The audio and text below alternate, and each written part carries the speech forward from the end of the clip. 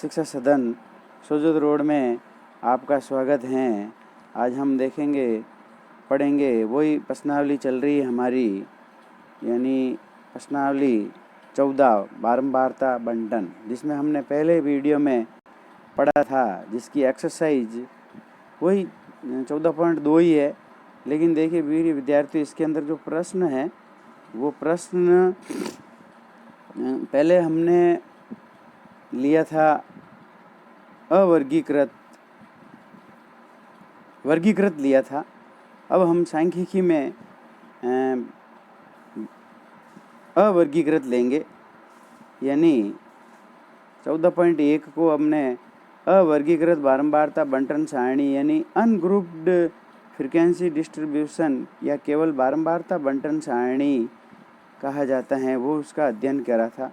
इन सारणियों को बनाने में आप मिलान चिन्हों का प्रयोग कर सकते हैं, जैसा कि अगले उदाहरण में दिखाया गया है।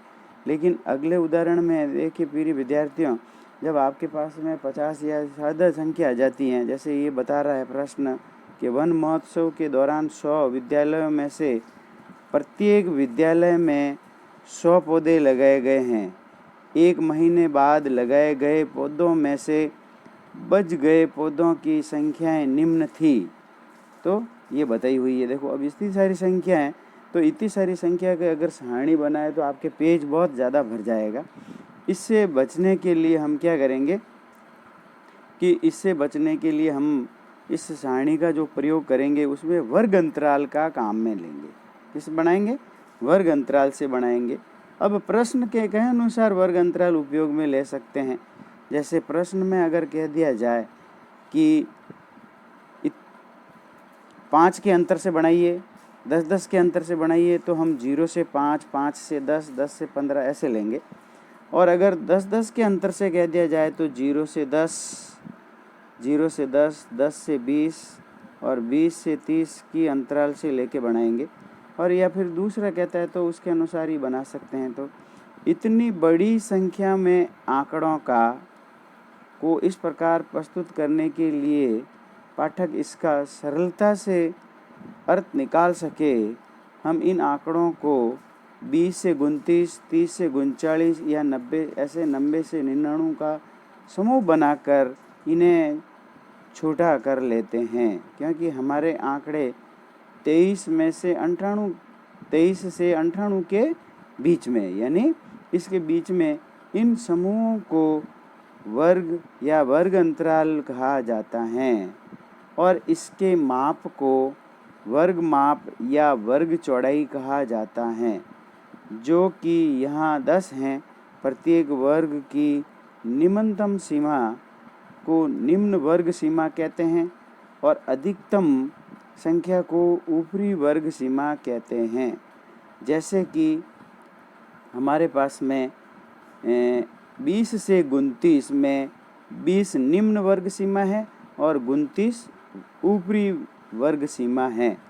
साथ ही आप यह भी जानते हैं कि मिलान चिन्हों का प्रयोग करके ऊपर दिए गए आंकड़ों को सारणी के रूप में प्रस्तुत किया जा सकता है, जैसा कि सारणी 14.2 में बता रहा है। अब देखिए, जब हम 14 सारणी 2 देखेंगे तो इसके अंदर कोई भी वर्ग अंतराल, आप प्रश्न के अंदर अगर कोई निश्चित वर्ग अंतराल नहीं कहता है तो कोई भी वर्ग अंतराल ले सकते हैं। जैसे हमने यहाँ पे एक वर्ग अंतराल लिया है 20 से 29। अब ये 20 से आप 30 भी ले सकते हो, फिर 30 से 40 ले सकते हो। तो इसके अंदर क्या करा कि 20 से 29 ले लिया, फिर 30 से 39, 40 से फिर 50, फिर 50 से 59 और 60 से 70, 70 से 80, 80 से 90 और 90 से 99 तक संख्या ली है। अब हम यहाँ इसको क्या करेंगे, इस ग्रुप में देखते जाएंगे जो संख्या लिखी हुई है कि 20 से 29, यानी इसका मतलब हो गया 20 भी देखना है और या फिर 20 से बड़ी, यानी 20 भी देखनी है और 29 भी देखनी है। तो 20 और 29 के बीच में कितनी संख्या है उसको हम गोला लगाते जाएंगे। अब जब इसमें हम गोला लगाएंगे तो हम देखेंगे कि ऐसे देखते जाइए कि 20 दिखाई दे रहा है, मैं बता रहा हूँ, इसको अच्छी तरह से देखना आप। 20 से बड़ी संख्या जैसे आएगी मैं इसके ऊपर गोला लगा दूंगा, ताकि मेरे को पता लग जाएगा कि ये संख्या इसके अंदर इतनी बार आई हुई है। देख रहा हूँ मैं संख्या, आप भी ध्यान से देखें, और ध्यान से देखेंगे तभी पता चलेगा, क्योंकि इतनी बड़ी संख्या है। जैसे एक सबसे पहले आ गया 23, फिर इसके बाद में 29 के बीच बीच में चलना है आपको, और 29 के बीच बीच में चलते जाएंगे तो आएगा दूसरा 27। फिर ऐसे कैसे देखते गए तो हमारे पास में संख्या आ गई कुल मिला के 29 तक। जो हमारे संख्या आई हैं वह 3 प्राप्त हो रही है। इसके अंदर कितनी प्राप्त हो रही है? 3। यानी देखेंगे अच्छी तरह से, देखो वापस देख लीजिए आप, ताकि आपको पता लग जाए, नहीं तो फिर सवाल करने में परेशानी आएगी, क्योंकि बहुत ही बड़ी संख्या है इसके अंदर। और जब बड़ी संख्या आती है तो आपको ध्यान से देखना है, ऐसे देखते जाना है, आराम से देखते जाइए, और देखते देखते जैसे ही 20 और 29 के बीच में कोई संख्या आए तो उसके ऊपर गोला लगा दीजिए।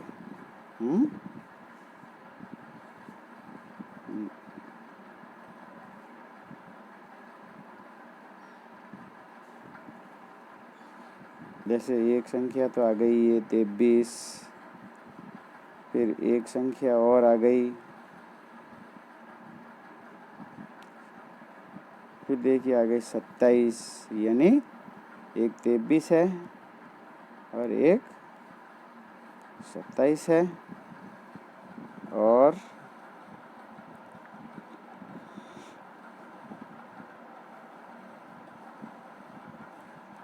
इस प्रकार इसको आप बारंबारता सारणी में लिखते जाएंगे तो इसकी संख्या 20 और 29 से हमारे पास में कितनी आ जाएगी? 20 और 29 में 3 आ गई। इसका मतलब 3 बार लाइन खींच लेंगे तो ये मिलान चिन्ह कहलाता है, और इसकी बारंबारता 3 हो जाती है। फिर अगला लिया हमने 30 से 39। अब 30 से 39 लिया तो इसके भी ऐसे मार्किंग करते जाएंगे और गोले लगाते जाएंगे, और जब गोले लगाते जाएंगे तो देखेंगे कि इसकी बारंबारता आएगी यानी 14। तो 14 लिखने के लिए पिछले वीडियो में मैंने बताया था कि 5 पहले ऐसे लिख देंगे, 1 2 3 4 और फिर 5, फिर 6 7 8 9 और फिर लिख देंगे 10 ऐसे, और फिर 4 लाइन नहीं खींच लेंगे तो ये किसको बताएगा? 14 को बता देगा। फिर ऐसे कैसे 40 से 49 देखेंगे तो ये बताएगा आपके मिलान चिन्ह में 12 को बताएगा। फिर 50 से 59 देखेंगे तो ये बताएंगे आपको 8।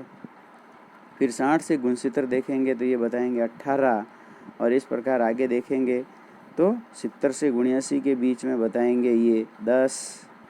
फिर 80 से 89 के बीच में बताएंगे ये 23।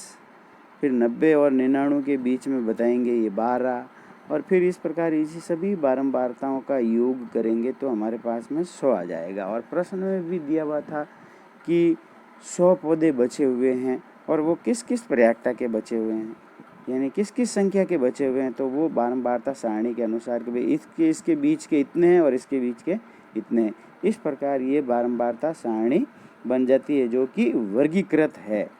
अब देखिए, आंकड़ों को इस रूप में प्रस्तुत करने से आंकड़े सरल और छोटे रूप में हो जाते हैं, और हम एक ही दृष्टि में उनके मुख्य लक्षणों को देख सकते हैं।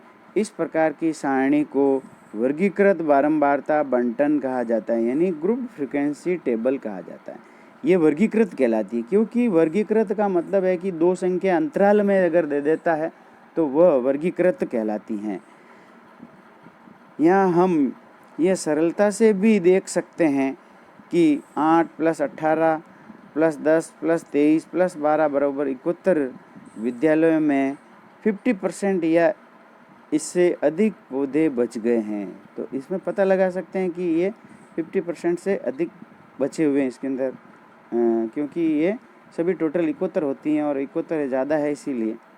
तो यहाँ हम ये भी देखते हैं कि ऊपर की सारणी में वर्ग अनित व्यापी यानी नॉन ओवरलैपिंग हैं। ध्यान दीजिए कि यहाँ हम छोटे माप लेकर अधिक संख्या में वर्ग ले सकते थे या बड़े माप लेकर कम संख्या में वर्ग ले सकते हैं। उदाहरण के लिए जैसे 22 से 26 ले सकते हो, 27 से 31 ले सकते हो आदि ले सकते हैं।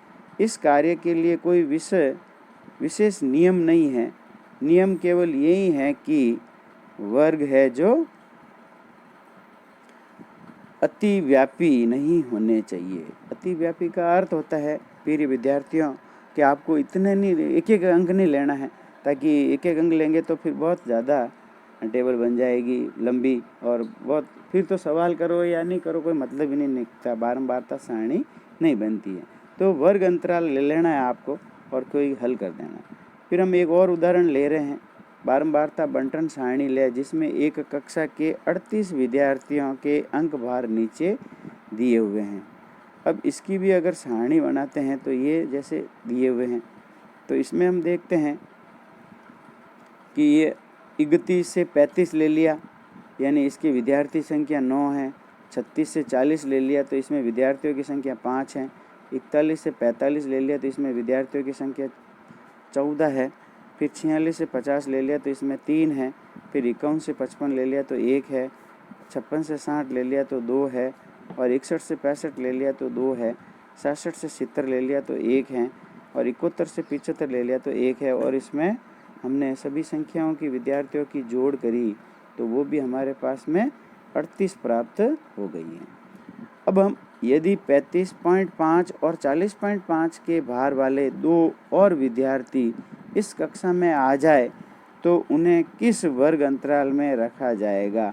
उन्हें न तो हम उन अंतरालों में रख सकते हैं जिनकी अंतिम संख्या 35 हैं या 40 हैं, और न ही इन्हें हम उन अंतरालों में रख सकते हैं जो कि इनके बाद आते हैं। ऐसा इसीलिए है क्योंकि 2 क्रमित वर्गों की ऊपरी और निम्न सीमाओं के बीच रिक्त स्थान हैं। अतः इस स्थिति में हम अंतरालों को विभक्त करना होता है जिससे कि क्रमागत अंतरालों के ऊपरी और निम्न सीमाएं समान हो जाए। तो ये विद्यार्थियों आपको एक विशेष बात का ध्यान रखना है। इसके लिए हमें एक वर्ग की ऊपरी सीमा और उसके बाद की वर्ग निम्न सीमा के बीच का अंतर ज्ञात करना है।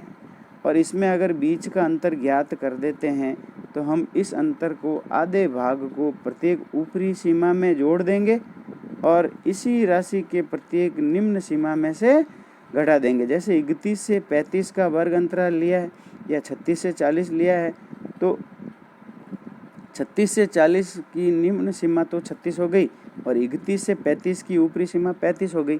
तो अब इसके बीच में कोई संख्या नहीं है तो हम एक में क्या करेंगे, निम्न वर्ग अंतराल में तो 0.5 अंतर कर देंगे।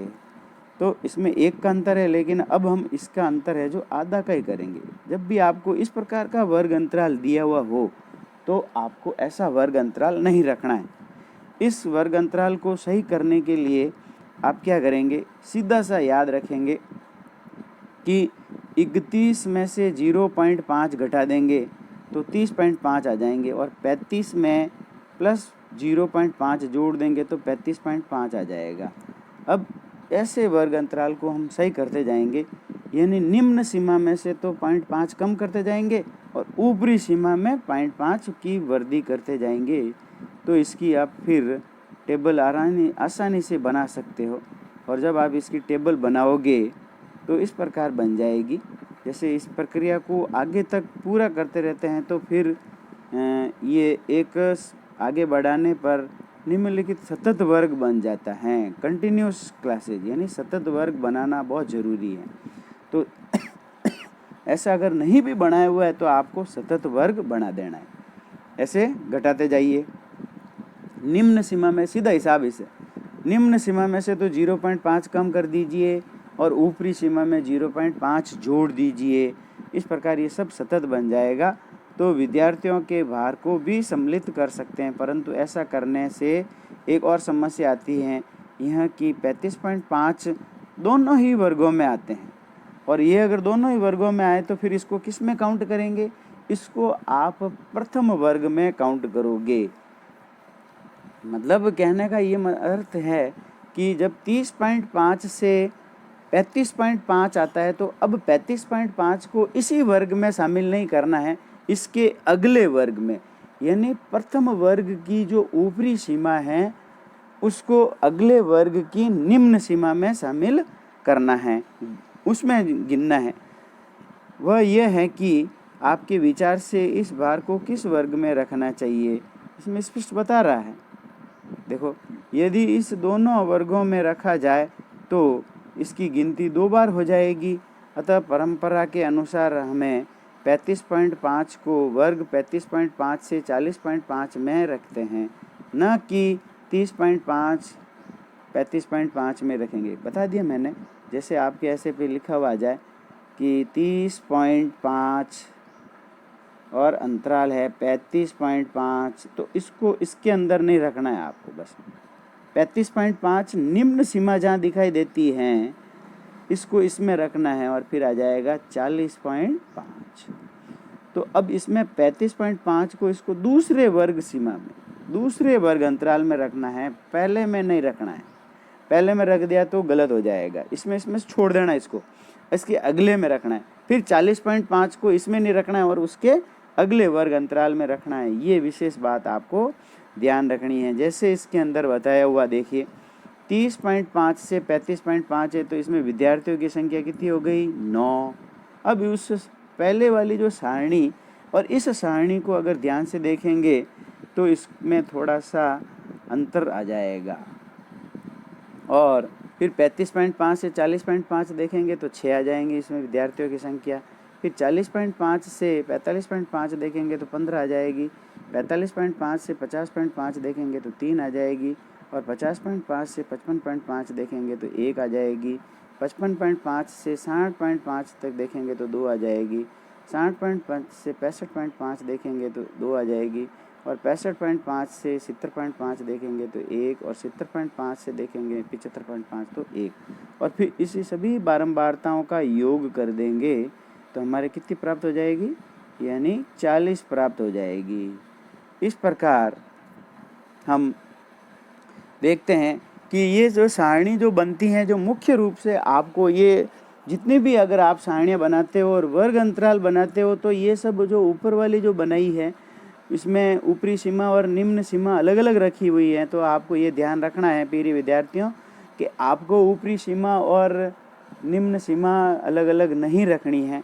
आपको तो सीधा ही इसमें वर्ग अंतराल ज़्यादातर प्रश्नों में यही बताया हुआ है कि या तो 5-5 का अंतर लीजिए, तो आप 0 से 5 लीजिए, 5 से 10 लीजिए, और 10 से 20 लीजिए, और 20 से 30 लीजिए। इस प्रकार से बनाइए। और ये वर्ग अंतराल काम में नहीं लेते हो तो 10 का लीजिए, यानी आप 0 से 10 लेंगे, और 10 से 20 लेंगे, और 20 से 30 लेंगे, और 30 से 40 लेंगे। ज़्यादातर प्रश्नावली के अंदर जो सवाल आपको जो मिलेंगे वो इस वर्ग अंतराल में ही बताइए, यानी सतत ही रखना है आपको, असतत मत रखना। प्रश्न में तो ऐसे ही समझाया हुआ है उदाहरणों में तो, लेकिन आप इसको सतत से ही करेंगे। अब आपको ध्यान दिए देना है कि 0 से 10 है तो यहाँ पे 9 तक की संख्या देखनी है आपको। टेबल के अंदर कितनी देखनी है? 9 तक ही देखनी है। फिर 10 किसके अंदर देखना है? अगले वर्ग में देखना है, यानी 10 इसमें देखना है, और 10 से इसमें 19 तक ही देखना है। बस ये ध्यान जरूर रखना। फिर 20 देखना तो फिर 20 अगले में जाएगा। जिसमें ऊपरी सीमा 20 दिखती है, जो ऊपरी सीमा दिखती है उसको उसी वर्ग में नहीं रखना है, उसको निम्न वर्ग दिखता है उसमें रखना है। ये एक विशेष बात आपको ध्यान रखनी है। और फिर प्रश्नावली में जो प्रश्न दिए हैं उसको आप अच्छी तरह से हल कर सकते हैं। बिल्कुल सरल प्रश्नावली है। आरटी में बहुत ही अच्छी तरह से पढ़ाई थी, और अब भी आप अच्छी तरह से इस सवालों को कर सकते हो। अब प्रिय विद्यार्थियों, फिर चैनल को ज़्यादा से ज़्यादा आप लाइक कर दें और शेयर कर दें। धन्यवाद।